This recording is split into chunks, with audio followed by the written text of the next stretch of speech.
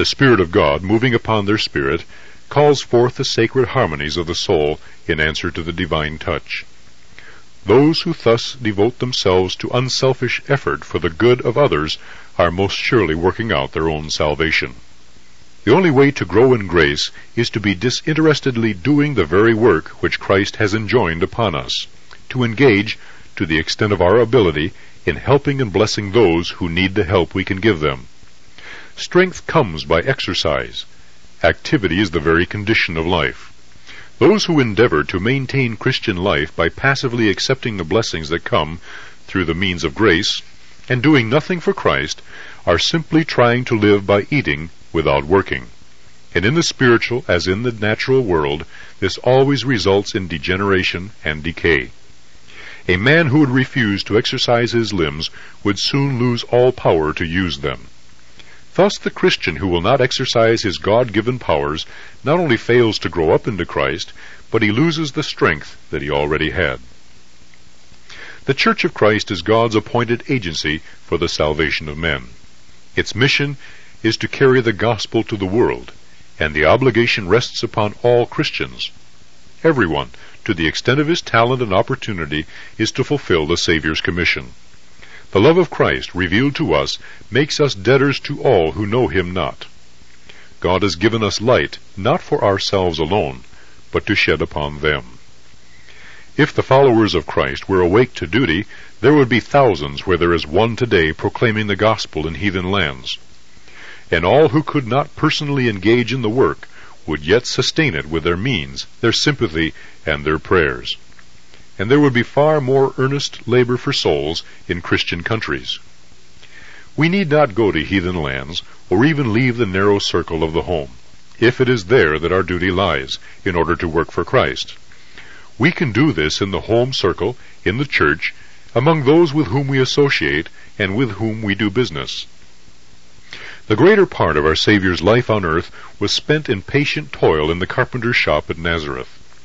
Ministering angels attended the Lord of life as he walked side by side with peasants and laborers, unrecognized and unhonored. He was as faithfully fulfilling his mission while working at his humble trade as when he healed the sick or walked upon the storm-tossed waves of Galilee. So in the humblest duties and lowliest positions of life, we may walk and work with Jesus. The Apostle says, "Let every man, wherein he is called, therein abide with God." 1 Corinthians 7:24.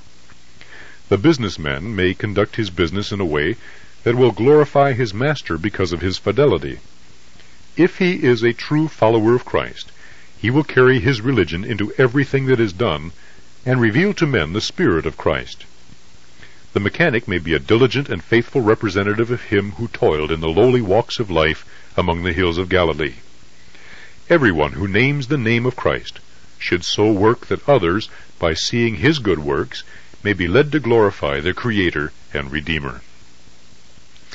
Many have excused themselves from rendering their gifts to the service of Christ because others were possessed of superior endowments and advantages.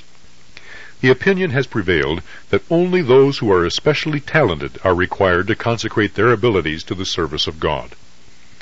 It has come to be understood by many that talents are given to only a certain favored class, to the exclusion of others who, of course, are not called upon to share in the toils or the rewards. But it is not so represented in the parable. When the master of the house called his servants, he gave to every man his work. With a loving spirit, we may perform life's humblest duties as to the Lord. Colossians 3:23. If the love of God is in the heart, it will be manifested in the life. The sweet savor of Christ will surround us, and our influence will elevate and bless. You are not to wait for great occasions or to expect extraordinary abilities before you go to work for God. You need not have a thought of what the world will think of you. If your daily life is a testimony to the purity and sincerity of your faith, and others are convinced that you desire to benefit them, your efforts will not be wholly lost. The humblest and poorest of the disciples of Jesus can be a blessing to others. They may not realize that they are doing any special good, but by their unconscious influence they may start waves of blessing that will widen and deepen, and the blessed results they may never know until the day of final reward. They do not feel or know that they are doing anything great.